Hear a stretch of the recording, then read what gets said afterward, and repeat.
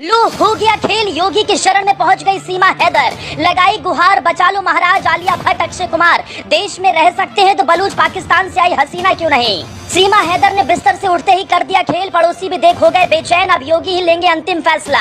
दया याचिका की 5 बातें आपको हिला देंगे। सिर्फ 1 महीने से नहीं, बीते 2 साल से पाकिस्तान में रहकर भी करवा चौथ मनाते, होली के रंग में डूब जाती, मांग में सिंदूर और गले में मंगलसूत्र पहनती सीमा हैदर। 38 पन्नों की दया याचिका, खुद के हिंदुस्तानी होने के दिए सबूत, हाथ जोड़ मांगने लगी रहम के भीख। राष्ट्रपति मोदी योगी तक पहुंच गई बात। सीमा ने कहा जेल में सड़ा दो लेकिन पाकिस्तान ना भेजो सरकार। एक तरफ सीमा हैदर के खिलाफ हो रही जांच, दूसरी तरफ सीमा पहुंच गई योगी के दरबार। हाथ जोड़ लगाने लगी गुहार, बोली अब आप ही बचा सकते हैं महाराज, सुन लो मेरी पुकार। 38 पन्नों की दया याचिका में चौंकाने वाला सच सुन आप भी सोच में पड़ जाएंगे। पाकिस्तान से आई 4 बच्चों की अम्मी अब अक्षय कुमार से खुद की तुलना करने लगी है।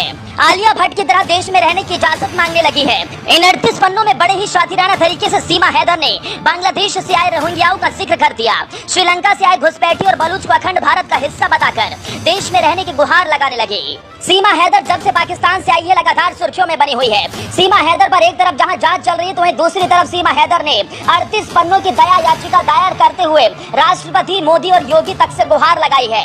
इन 38 पन्नों में 5 बड़ी ऐसी बातें हैं जिसे सुना आप भी चौंक जाएंगे। सीमा हैदर की तरफ से दायर की गई दया याचिका में अक्षय कुमार और आलिया भट्ट का भी जिक्र है। सीमा हैदर की इस दया याचिका में एक पॉइंट है कि आलिया भट्ट और अक्षय कुमार जो कि भारत के नागरिक नहीं है, उनके पास विदेशों की नागरिकता है। अगर वो भारत में रह सकते हैं तो मैं क्यों नहीं। मैं तो भारत की बेटी हूँ, मेरी शादी तो यहीं के बेटे से हुई है और मेरा धर्म भी हिंदू है। मैंने अपना धर्म बदल लिया है तो आखिर मुझे इजाजत क्यों नहीं मिल सकती। इसके साथ ही सीमा हैदर की तरफ से दया याचिका में इस बात का भी जिक्र है कि बलूच पाकिस्तान को भारत अपने अखंड भारत का हिस्सा मानता है और बलूच पाकिस्तान के लोग भी भारत के प्रति हमेशा हमदर्द रहते हैं। तो ऐसे में उस बलूच पाकिस्तान से आने वाली सीमा हैदर को भारत में शरण क्यों नहीं मिल सकती। इसके साथ ही सीमा हैदर ने श्रीलंका से आए घुसपैठियों का जिक्र किया। कहा कि अगर श्रीलंका से आए घुसपैठी रह सकते हैं तो मैं तो भारत की बेटी हूँ, मैंने यहाँ के बेटे से शादी की है तो आखिर मुझे क्यों नहीं रखा जा सकता।